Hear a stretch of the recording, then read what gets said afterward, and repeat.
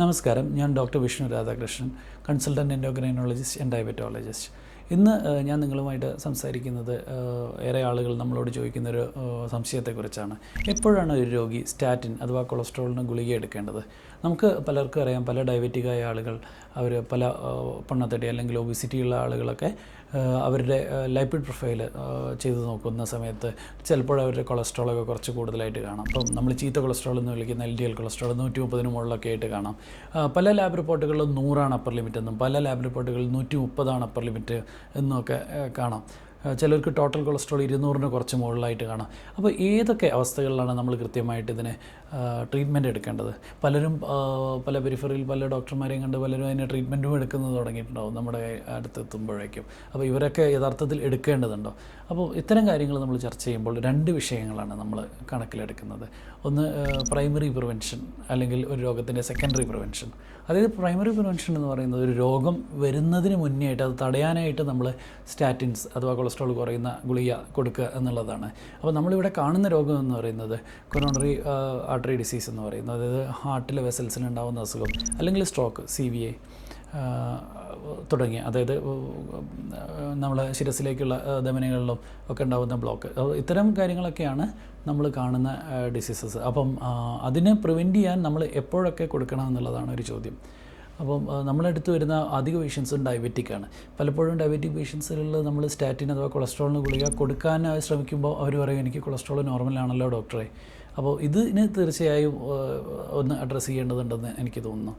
അപ്പം ഈ ഒരു പ്രശ്നത്തിൽ കൃത്യമായിട്ട് ഒരു പേഷ്യൻ്റ് ടൈപ്പ് 2 ഡയബറ്റിക് ആണെങ്കിൽ, ടൈപ്പ് 2 പ്രമേഹം ഉണ്ടെങ്കിൽ, അവരുടെ ഏജ് 40 മുകളിലും 40നും 75നും ഇടയിലാണെങ്കിൽ, അവരുടെ LDL കൊളസ്ട്രോൾ 70 മുകളിലാണെങ്കിൽ തീർച്ചയായും നമ്മൾ അവർക്ക് ഹൈ ഡോസ് ഒരു സ്റ്റാറ്റിൻ, ഒരു മീഡിയം ഡോസ് സ്റ്റാറ്റിൻ എടുക്കേണ്ടതുണ്ട്, മീഡിയം ഇൻറ്റൻസിറ്റി സ്റ്റാറ്റിൻ എടുക്കേണ്ടതുണ്ട്. എന്ന് പറഞ്ഞു കഴിഞ്ഞാൽ അറ്റോറോസ്റ്റാറ്റിൻ 10 മില്ലിഗ്രാം മുതൽ, റോസുവാസ്റ്റാറ്റിൻ 5 മില്ലിഗ്രാം മുതൽ ടാബ്ലറ്റ് എടുക്കേണ്ടതായിട്ടുണ്ട്. അപ്പോൾ അതുകൊണ്ടാണ് പലപ്പോഴും ഡയബറ്റിക് രോഗികൾക്ക് ഡോക്ടേഴ്സ് സ്റ്റാറ്റിൻ സ്റ്റാർട്ട് ചെയ്യുന്നത്. ഇത് രോഗികളും കൃത്യമായിട്ട് മനസ്സിലാക്കേണ്ടതുണ്ട്. പിന്നെ ഐസൊലേറ്റഡായിട്ട് LDL കൊളസ്ട്രോൾ 190 മുകളിലാണെങ്കിൽ ഏതൊരു രോഗിക്ക് നമ്മൾ ഹൈ ഇൻറ്റൻസിറ്റി സ്റ്റാറ്റിൻ, വലിയ തോതിലുള്ള സ്റ്റാറ്റിൻ, അതായത് അറ്റോറോസ്റ്റാറ്റിൻ 40 മില്ലിഗ്രാമോ റോസുവാസ്റ്റാറ്റിൻ 20 മില്ലിഗ്രാമോ കൃത്യമായിട്ട് സ്റ്റാർട്ട് ചെയ്യേണ്ടതുണ്ട്. പിന്നെ ചെറിയ കുട്ടികളിൽ, അപ്പോൾ യങ്സ്റ്റേഴ്സിൽ നമ്മൾ കൊളസ്ട്രോളൊന്നും കൂടുന്നതായിട്ട് എക്സ്പെക്റ്റ് ചെയ്യാത്തൊരു ഏജ് ഗ്രൂപ്പിൽ അവരുടെ LDL കൊളസ്ട്രോൾ അഥവാ ചീത്ത കൊളസ്ട്രോളിൻ്റെ അളവ് 160 മുതൽ 190 മുകളിലാണെങ്കിൽ അവർക്ക് നമ്മൾ ഫെമിലിയലായിട്ടുള്ള സിൻഡ്രോംസ് അല്ലെങ്കിൽ ജനറ്റിക് ആയിട്ടുള്ള പല സിൻഡ്രോംസും സസ്പെക്റ്റ് ചെയ്തുകൊണ്ട് തന്നെ നമ്മൾ ഒരു ഹൈ ഡോസ് സ്റ്റാറ്റിൻ നൽകേണ്ടതുണ്ട്, കൊളസ്ട്രോൾ കുറയ്ക്കാനുള്ള മരുന്ന് നൽകേണ്ടതുണ്ട്.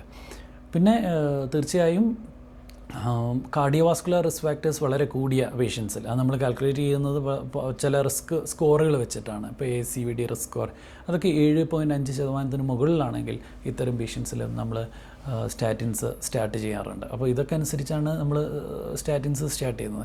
പിന്നെ പലപ്പോഴും ഞാൻ കണ്ടിട്ടുള്ള വേറൊരു പ്രവണത എന്ന് പറയുന്നത് ട്രൈഗ്ലിസറൈഡ് കുറച്ച് കൂടുമ്പോൾ തന്നെ പല പേഷ്യൻസിനെയും ഫിനോഫൈബ്രേറ്റ്, അതായത് ട്രൈഗ്ലിസറൈഡ് കുറയ്ക്കുന്ന മരുന്നിലേക്ക് പല ഡോക്ടർമാരും മാറ്റുന്നതാണ്. ഇത് തീർത്തും തെറ്റായ ഒരു പ്രവണതയാണ്. കാരണം നമ്മൾ മനസ്സിലാക്കേണ്ടത് സെക്കൻഡറി ഹൈപ്പർ ട്രൈഗ്ലിസറീമിയ എന്ന് പറയുന്നത് വളരെ കോമൺ ആണ്. അപ്പം പൊണ്ണത്തടിയുള്ളവരിൽ അല്ലെങ്കിൽ ഡയബറ്റിക്കായ ആളുകളിലൊക്കെ ഇപ്പം 145 താഴെ ആയിരിക്കണം എന്നില്ല സ്റ്റാറ്റിൻ. അപ്പോൾ ഇങ്ങനെയുള്ള കുറച്ച് കൂടുതലുള്ള ട്രൈഗ്ലിസറൈഡ് കൂടുതലുള്ള എല്ലാവർക്കും ഫെനോഫൈബ്രേറ്റ് ഒരിക്കലും തുടങ്ങേണ്ടതില്ല. നമ്മൾ ഡയറ്ററി റെസ്ട്രിക്ഷനാണ് അവർക്ക് പറയേണ്ടത്. അവരുടെ ഡയറ്റ് കൃത്യമായിട്ട് അവർ റെസ്ട്രിക്റ്റ് ചെയ്യുക, ടോട്ടൽ കാലറീസ് റെസ്ട്രിക്റ്റ് ചെയ്യുക. അതോടൊപ്പം തന്നെ ഒമേഗ 3 ഫാറ്റി ആസിഡ്സ് കഴിക്കാം. ഐദർ നമുക്കത് ഫിഷിലൂടെയൊക്കെ കിട്ടും, അങ്ങനെ കഴിക്കാം. ഫിഷ് ഓയിൽസ് കിട്ടും, അങ്ങനത്തെ സപ്ലിമെൻറ്റ്സിലൂടെയൊക്കെ കഴിക്കാം. നേരെ മറിച്ച് ഫെനോഫൈബ്രേറ്റ് തുടങ്ങുക എന്ന് പറയുന്നത് ട്രൈഗ്ലിസറൈഡ് 450 മുതൽ 500 മുകളിലേക്ക് കയറുമ്പോൾ മാത്രമാണ്. അപ്പോൾ തീർച്ചയായിട്ടും ഈ കാര്യം മനസ്സിൽ വെക്കണം. ഇപ്പം ഒരു പേഷ്യൻറ്റിന് വളരെ കുറച്ചൊരു ഇതിനിടയിലായിട്ടുള്ള ഒരു ചെറിയ LDL കൊളസ്ട്രോൾ കൂടിയോ അല്ലെങ്കിൽ ടോട്ടൽ കൊളസ്ട്രോൾ കൂടുകയോ ചെയ്യുമ്പോൾ തന്നെ കൊളസ്ട്രോളിന് മരുന്ന് എടുക്കേണ്ടതില്ല. കൃത്യമായ ആദ്യ ചികിത്സ എന്ന് പറയുന്നത് ലൈഫ് സ്റ്റൈൽ മാനേജ്മെൻറ്റാണ്. കൃത്യമായ വ്യായാമം എടുക്കുക, അതോടൊപ്പം തന്നെ വളരെ കൃത്യമായിട്ട് ഡയറ്റ് കൺട്രോൾ ചെയ്യുക.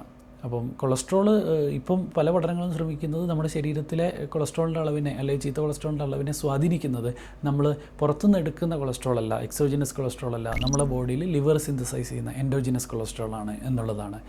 അപ്പം തീർച്ചയായിട്ടും ഇതിൻ്റെ പ്രാക്ടിക്കൽ ഇംപ്ലിക്കേഷൻ എന്ന് പറയുന്നത്, ഇപ്പം പലരും മുട്ടയുടെ ഉണ്ണി തീരെ കഴിക്കുന്നില്ല. ജിമ്മിലൊക്കെ പോകുന്ന പല ചെറുപ്പക്കാരും ഉണ്ണി തീരെ കഴിക്കാതെ, അതായത് ഫാറ്റ് സോള്യൂബിൾ വൈറ്റമിൻസ് ഒക്കെ അടങ്ങിയ മുട്ടയുടെ ഉണ്ണി തീരെ കഴിക്കാതെ അവർ വെള്ളം മാത്രം കഴിച്ചുകൊണ്ടിരിക്കുകയാണ്. അപ്പോൾ ഇതിൽ തീർച്ചയായും ഒരുപാട് ശാസ്ത്രീയതയില്ല. അപ്പം എക്സോജിനസ് ആയിട്ടുള്ള കൊളസ്ട്രോൾ അല്ല യഥാർത്ഥ പ്രശ്നക്കാരൻ, എൻഡോജിനസ് ലിവർ ഉണ്ടാക്കുന്ന കൊളസ്ട്രോളാണ്. ഈ കൊളസ്ട്രോൾ വരുന്നത് എക്സസ് ആയിട്ടുള്ള അല്ലെ അധികം വരുന്ന കാലറിയിൽ നിന്നാണ്. അപ്പം നമ്മുടെ കാലറി, അതായത് ടോട്ടലി എടുക്കുന്ന കാർബോഹൈഡ്രേറ്റ് മുതലായവ ഫാറ്റ് അതൊക്കെ കട്ട് ചെയ്യാണ് അതിന് കൃത്യമായിട്ടുള്ള ഒരു ഉപാധി. ഏതെങ്കിലും ഒരു ഫുഡ് ഐറ്റം പൂർണ്ണമായിട്ടും വർജിക്കുന്നതിലൊന്നും യാതൊരു അർത്ഥവുമില്ല. ടോട്ടൽ കാലറി റെസ്ട്രിക്റ്റ് ചെയ്യുക എന്നുള്ളതാണ് ലൈഫ് സ്റ്റൈൽ മാനേജ്മെൻറ്റിൻ്റെ ഒരു പാർട്ടായിട്ടുള്ളത്. പിന്നെ കൃത്യമായ വ്യായാമം എടുക്കുക.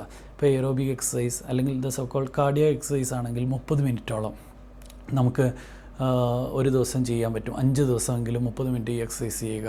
അപ്പോൾ ഓടുക, സിമ്പിൾ റണ്ണിങ്, ജോഗിങ്, ജമ്പിങ്, അതുപോലെ സൈക്ലിംഗ് ഒക്കെ ചെയ്യാൻ പറ്റും. ഈവൻ ബ്രിസ്ക് വാക്കിംഗ്, സ്പീഡിലുള്ള നടത്തം പോലും ഒരു എക്സസൈസ് ആയിട്ടാണ്, എയറോബിക് എക്സസൈസ് ആയിട്ടാണ് നമ്മൾ കാണുന്നത്. അപ്പോൾ അത് 30 മിനിറ്റ് ഓരോ ദിവസവും ചെയ്യുക, 5 ദിവസമെങ്കിലും. ആഴ്ചയിൽ 2 ദിവസം റെസിസ്റ്റൻസ് ട്രെയിനിങ്. റെസിസ്റ്റൻസ് ട്രെയിനിങ് എന്ന് പറയുന്നത് ഒന്നുകിൽ പുഷപ്പ്, പുള്ളപ്പ്, അതുപോലെ വെയ്റ്റ് ലിഫ്റ്റിംഗ്, ഇതൊക്കെ റെസിസ്റ്റൻസ് ട്രെയിനിങ്ങിൻ്റെ ഗണത്തിൽപ്പെടും. അപ്പോൾ ജിമ്മുകളിൽ പോയിട്ടും ചെയ്യാം, അല്ലാതെയും ചെയ്യാം. ഇത്തരം കാര്യങ്ങളൊക്കെ ചെയ്തുകൊണ്ട് ഒരു 2 ദിവസം റെസിസ്റ്റൻസ് ട്രെയിനിങ് ഒക്കെ ചെയ്തുകൊണ്ട് കൃത്യമായ വ്യായാമം മുറിയും കൃത്യമായ ഭക്ഷണക്രമവും ഒക്കെ ക്രമീകരിച്ച ഉറക്കവും ഒക്കെ കൊണ്ട് തന്നെ ഇത്തരം പലപ്പോഴും ഈ മൈൽഡ് ഡിസ്ലൈപ്പിഡീമിയാസ് യാതൊരു മരുന്നുമില്ലാതെ തന്നെ നമുക്ക് കൺട്രോൾ ചെയ്യാൻ പറ്റും എന്നുള്ളതാണ് യാഥാർത്ഥ്യം. Thank you.